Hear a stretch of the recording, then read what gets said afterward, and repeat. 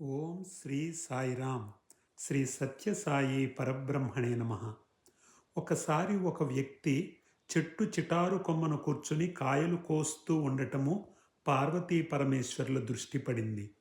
పార్వతీదేవి జాలిపడి అంది, నాథా, వీడు త్వరలో క్రింద పడిపోతాడేమో అని జాలిపడింది. నీ దృష్టి పడింది కనుక నీవు తప్పక కాపాడు అన్నాడు ఈశ్వరుడు.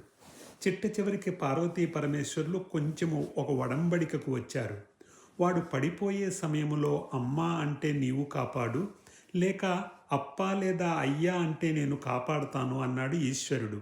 అయితే కొంతసేపటికి వాడు పడ్డాడు, కానీ అమ్మ అనలేదు, అప్ప అనలేదు, అయ్యా అనలేదు, అయ్యో అన్నాడు.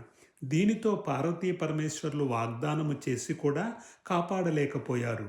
అదేవిధంగా భగవంతుడు రక్షించటానికి సిద్ధంగా ఉండినప్పటికీ నామస్మరణ చేయకపోతే ఎలా?